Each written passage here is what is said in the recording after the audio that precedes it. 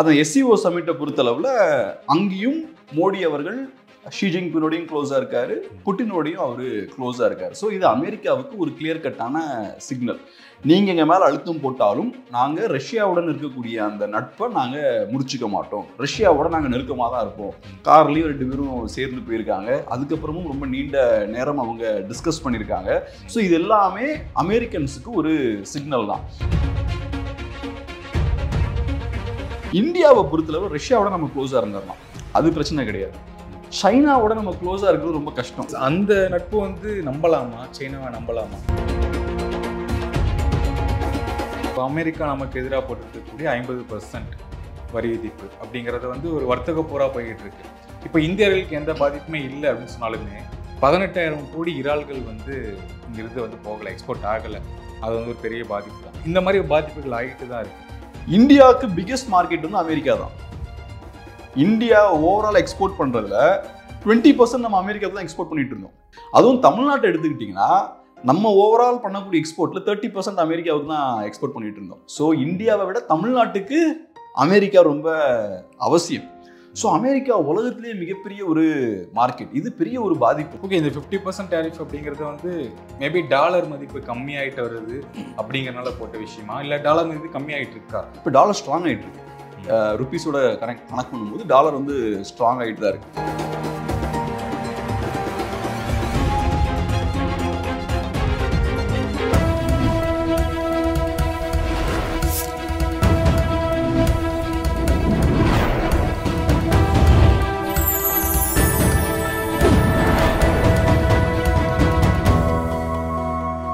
Channel 5 தமிழர்களுக்கு வணக்கம். இன்றைய நேர்காணலில் நம்முடன் இணைந்திருப்பவர் ஊடகவியலாளர் கேப்ரியல் அவர்கள். வணக்கம் சார். வணக்கம். இப்போ சீனாவில் நடக்கக்கூடிய உச்சி மாநாடு மோடி அவர்கள் வந்து கலந்துக்கிட்டு இருக்காரு. புட்டின் மோடி அப்படிங்கிறது வந்து பெரிய ஒரு விஷயமா போயிட்டு இருக்கு. ரஷ்யா இந்தியாவுடைய நட்பு அமெரிக்காவுக்கு எவ்வளோ பாதிப்பாக இருக்க போகுது? இப்போதான் ஸ்டார்ட் பண்ணுறாங்க. அமெரிக்கா இந்தியா மேலே பெரிய அழுத்தத்தை போட்டிருக்காங்க. இந்தியா பின்வாங்க மறுக்கிறாங்க. நீங்கள் 50% டேரிஃப் போட்டாலும் நாங்கள் பின்வாங்க மாட்டோம், ரஷ்யாவோட நாங்கள் நெருக்கமாக தான் இருப்போம் அப்படின்றத இந்தியா இப்போ ஓப்பனாக வெளிப்படுத்துகிறாங்க. ஸோ சைனாலையும் பார்த்தீங்கன்னா அந்த SCO சமிட்டை பொறுத்தளவில் அங்கேயும் மோடி அவர்கள் ஷி ஜின்பிங்கோடையும் க்ளோஸாக இருக்காரு, புட்டினோடையும் அவர் க்ளோஸாக இருக்கார். ஸோ இது அமெரிக்காவுக்கு ஒரு கிளியர் கட்டான சிக்னல். நீங்கள் எங்கள் மேலே அழுத்தம் போட்டாலும் நாங்கள் ரஷ்யாவுடன் இருக்கக்கூடிய அந்த நட்பை நாங்கள் முடிச்சுக்க மாட்டோம், ரஷ்யாவோட நாங்கள் நெருக்கமாக தான் இருப்போம். கார்லேயும் 2 பேரும் சேர்ந்து போயிருக்காங்க, அதுக்கப்புறமும் ரொம்ப நீண்ட நேரம் அவங்க டிஸ்கஸ் பண்ணியிருக்காங்க. ஸோ இது எல்லாமே அமெரிக்கன்ஸுக்கு ஒரு சிக்னல் தான். அமெரிக்காவுக்கு டைரெக்டாக இந்தியா சைட்லேருந்து பதிலடி கொடுக்கல, மோடி அவர்கள் பெருசாக பேசலை, வீரவசனங்கள்லாம் பேசலை. பட் இருந்தாலும் இது அமைதியான ஒரு மெசேஜ். நீங்கள் எங்கள் மேலே அழுத்தம் போட்டாலும் நாங்கள் ரிவர்ஸ் போக மாட்டோம் அப்படின்றது. இது இனிஷியலான ஒரு ஃபேஸ் தான். இனி இந்த SCO சமிட்டை பொறுத்தளவில் ஓகே, இந்த 3 நாடுகளும் நாங்கள் க்ளோஸாக இருக்கோன்றதை காட்டிக்கிறாங்க. ஃப்யூச்சரில் எப்படி போகுது அப்படின்றது தான் முக்கியம். ஸோ அதனால் அமெரிக்கா இப்போவே இதை பெரிய ஒரு த்ரெட்டாக பார்க்க மாட்டாங்க அப்படின்ற மாதிரி தான் நான் யோசிக்கிறேன். இதை நான் சொல்கிறேன். இன்னொரு காரணம் என்னென்னா, இந்தியாவை பொறுத்தளவு ரஷ்யாவோட நம்ம க்ளோஸாக இருந்துடலாம், அது பிரச்சனை கிடையாது. சைனாவோட நம்ம க்ளோஸாக இருக்கிறது ரொம்ப கஷ்டம். எஸ், அந்த நட்பு வந்து நம்பலாமா? சைனாவை நம்பலாமா? கண்டிப்பாக நம்ப முடியாது. இப்படிதான் மீட் பண்ணுவோம், நாளைக்கு பார்டரில் வேறு ஏதாவது பிரச்சனை பண்ணுவாங்க, அது 100% பண்ணுவாங்க. இது ஒன்றும் அசம்ஷன்லாம் இல்லை. சைனா ஒரு நம்பகத்தன்மை வாய்ந்த ஒரு நாடு கிடையாது, அவங்க ஒரு சர்வாதிகார நாடு. ஸோ அந்த வகையில் அவங்களோட செயல்பாடுகள் எப்படி இருக்குன்னு நம்ம கணிக்க முடியாது. இன்னைக்கு சைனாவுக்கும் இந்தியாவுக்கும் ஒரே எதிரி அமெரிக்கா தான். ஸோ அந்த ஆங்கிளில் நம்ம சேர்றோம். ரெண்டாவது, சைனாவை வச்சு நம்ம அமெரிக்காவை ரிப்ளேஸ் பண்ண முடியாது. இப்போ அமெரிக்காவை பொறுத்தளவு நமக்கு பெரிய மார்க்கெட், அவங்க நம்மளும் அமெரிக்காவும் பெரிய அளவில் வர்த்தகம் பண்ணுறோம். அரௌண்ட் $130 பில்லியன் நம்ம ட்ரேட் பண்ணுறோம். இதில் நம்ம அமெரிக்காவுக்கு நிறைய ஏற்றுமதி பண்ணுறோம். ட்ரேட் சர்ப்ளஸும் வாங்கல, நமக்கு ட்ரேட் சர்ப்ளஸ் அதிகமாக இருக்குது. $80 to $90 பில்லியன் நம்ம எக்ஸ்போர்ட் பண்ணுறோம். ஸோ அமெரிக்காவோட நம்ம வர்த்தகம் பண்ணுறதால யாருக்கு லாபம்னு பார்த்தா நமக்கு லாபம். ஆனால் இப்போ சைனாவை எடுத்துக்கிட்டோம்னா ட்ரேட் சர்ப்ளஸ் சைனாவுக்கு அதிகமாக இருக்குது. சைனா வந்து பெரிய ஒரு மேனுஃபேக்சரிங் ஹப் அவன், பெரிய ஒரு இண்டஸ்ட்ரியல் பவர் அவன். ஸோ நிறைய பொருட்களை மேனுஃபேக்சர் பண்ணுவாங்க, அதை இங்கே இறக்கிடுவாங்க. ஸோ அதனால சைனா இந்தியா ரிலேஷன்ஷிப்பை அதனால அமெரிக்கா இந்தியா ரிலேஷன்ஷிப்பை நம்ம இந்தியா சைனா ரிலேஷன்ஷிப்போட கம்பேர் பண்ணி பார்க்கும்போது சைனாவுக்கு அங்கே அட்வான்டேஜ் இருக்கு, இங்கே நமக்கு அட்வான்டேஜ் இருக்கு அமெரிக்காவோட கம்பேர் பண்ணி பார்க்கும்போது. ஸோ அதனால அமெரிக்காவை நம்ம ரிப்ளேஸ் பண்ண முடியுமா, அமெரிக்கா இருக்க இடத்துல நம்ம சைனா வைக்க முடியுமானா பெரிய ஒரு கேள்விக்குறி தான். ரெண்டாவது, சைனா நம்மளுடைய எதிரி. இப்போ ஆப்ரேஷன் சிந்தூர் காலகட்டத்தில் நம்ம பாகிஸ்தானோட டைரக்டா சண்டை போடுறோம். பாகிஸ்தான் யாரோட ஆயுதங்களை யூஸ் பண்ணி சண்டை போடுறாங்க?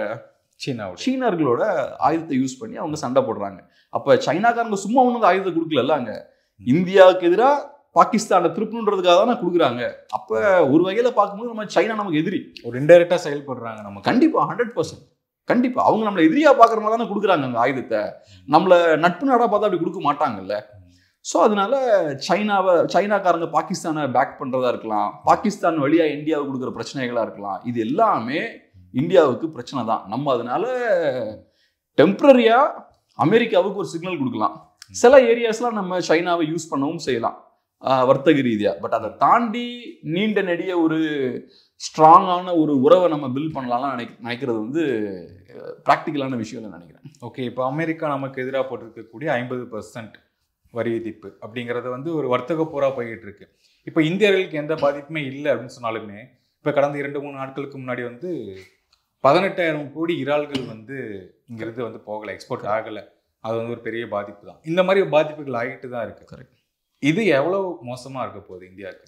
இந்தியாவுக்கு இது பெரிய பாதிப்பு தான், 100% பெரிய பாதிப்பு தான். நான் ஏற்கனவே சொன்ன மாதிரி அமெரிக்காவோட நமக்கு ட்ரேட் சர்ப்ளஸ் இருக்கு. நம்ம அதிகமான பொருட்களை அங்கே விற்கிறோம். நம்ம அதிகமான பொருட்கள் அங்கே விற்கிறோம்னா அங்கிருந்து நமக்கு பணம் நிறைய வந்துட்டு இருக்கு இல்லையா? ஸோ நமக்கு நிறைய வேலை வாய்ப்புகளை இங்கே அது ஏற்படுத்துது. இப்போ திருப்பூர்ல இருந்து நிறைய டெக்ஸ்டைல் ப்ராடக்ட்ஸ் தான் அனுப்புறாங்க.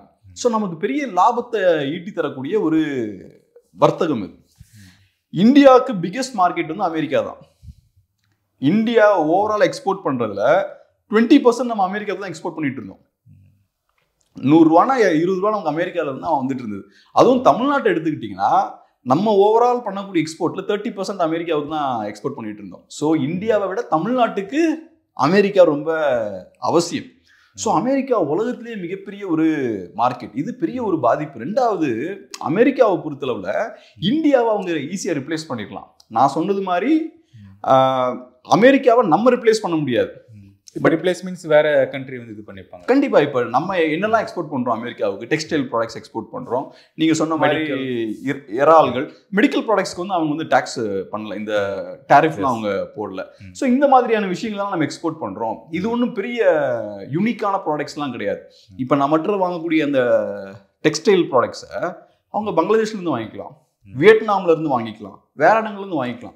ஸோ இந்த சப்ளையர்ஸை வேற நாடுகளில் இருக்கக்கூடிய சப்ளையர்ஸை வச்சு அவங்க ரிப்ளேஸ் பண்ணிடுவாங்க. இது நமக்கு வந்து பெரிய பாதிப்பு.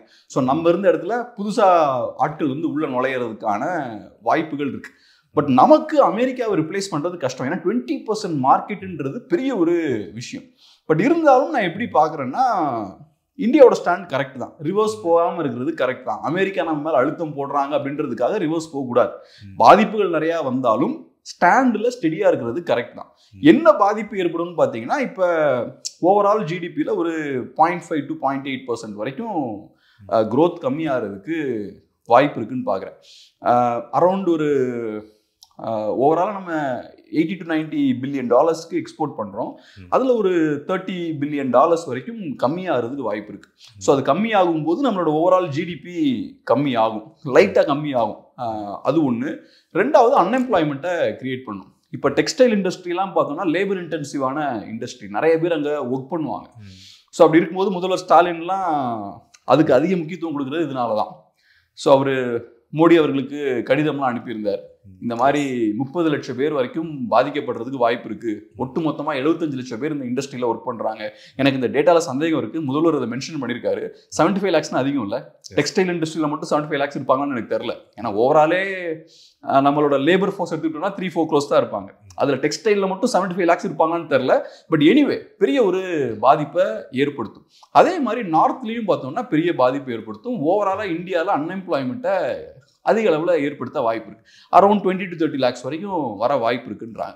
ஓகே, இந்த 50% டேரிஃப் அப்படிங்கிறது வந்து மேபி டாலர் மதிப்பு கம்மியாயிட்டு வருது அப்படிங்கறனால போட்ட விஷயமா, இல்ல டாலர் மதிப்பு கம்மியாயிட்டு இருக்கா, எதனால இது? இப்போ டாலர் ஸ்ட்ராங் ஆகிட்டு இருக்கு. ருப்பீஸோட கணக்கு பண்ணும்போது டாலர் வந்து ஸ்ட்ராங் ஆகிட்டு தான் இருக்கு. ஓகே, அமெரிக்கன்ஸை பொறுத்தளவில் அவங்க ஓப்பனாக சொல்கிற விஷயம் என்னன்னா, ஒன்று நம்ம அமெரிக்க பொருட்களுக்கு நிறைய வரி வசூலிக்கிறோம். ஸோ அவங்க பொருட்கள் இங்கே விற்கிறதுல சிக்கல் இருக்கு. இந்தியன் மார்க்கெட்டை நீங்கள் எங்களுக்கு ஃப்ரீயாக ஓப்பன் பண்ணி தர மாட்டேங்கிறீங்க அப்படின்றது ஒரு குற்றச்சாட்டு. ஸோ டாரிஃப் ராஜ்ன்றார் அவர் இந்தியாவை, கம்மி பண்ணுங்க அதெல்லாம் அப்படின்றது ஒன்று.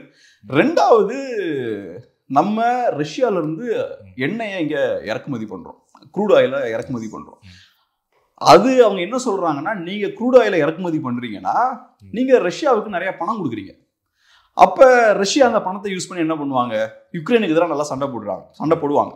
ஸோ இன்டெரக்டாக இந்தியா ரஷ்யாவை ஃபண்ட் பண்ணுறாங்க அப்படின்ற ஒரு பாயிண்ட்டை சொல்கிறாங்க. அது போக இன்னொரு விஷயம் என்ன சொல்கிறாங்கன்னா, ரஷ்யாவுக்காக நம்ம மணி லாண்டரிங் பண்ணுறோம் அப்படின்ற ஒரு விஷயத்தையும் சொல்கிறாங்க. இப்போ நம்ம என்ன பண்ணுறோம்னா, ரஷ்யாவிலேருந்து நம்ம க்ரூட் ஆயில் வாங்குகிறோம், அதை ரிஃபைன் பண்ணுறோம், பண்ணி அதுக்கப்புறம் டீசல் இந்த மாதிரியான பொருட்களை நம்ம யுக்ரைனுக்கு திருப்பி அனுப்புகிறோம், யுக்ரைனுக்கு யூரோப்புக்குலாம் அனுப்புகிறோம். ஸோ அதனால அந்த தடை போட்டிருக்காங்க பார்த்தீங்களா, அதை நம்ம உடைக்கிறோம். ரஷ்யாவுக்கு அது சாதகமாக அமையுது. இந்த விஷயங்களை அமெரிக்கா ரசிக்கல. ஸோ அதனால 25% அந்த ரஷ்யா யுக்ரைன் வார் சம்பந்தமா, இன்னொரு 25% வந்து ட்ரேட் சம்பந்தமான டாரிஃப், இந்த காரணங்களுக்காக போடுறாங்க. இப்போ இது புதுசு கிடையாது. இதுக்கு முன்னாடியும் 80s எண்டில் இதே மாதிரி டாரிஃப்லாம் போட்டாங்க. சூப்பர் 300 நினைக்கிறேன் அந்த டாரிஃப் பேர். இவர் ஜார்ஜ் புஷ் வந்து, அப்போ ஜார்ஜ் புஷ் சீனியர் நான் சொல்கிறது, அவர் அப்போ பிரசிடெண்ட்டாக இருந்தார். இந்தியாவில் ராஜீவ்காந்தி அவர்கள் பிரைம் மினிஸ்டராக இருந்தாங்க. ஸோ அந்த டைம்லையும் இந்தியா மேலே நிறைய அழுத்தம் போட்டாங்க. ஏறக்குறைய ஒரு 1 இயர் இந்த அழுத்தத்தை போட்டாங்க. அதுக்கப்புறம் அமெரிக்கன்ஸ் ரிவர்ஸ் போயிட்டாங்க. ஏன்னா ஒரு நாட்டு மேலே நீங்கள் இவ்வளோ பெரிய டாரிஃபை போட்டுக்கிட்டே இருக்க முடியாது.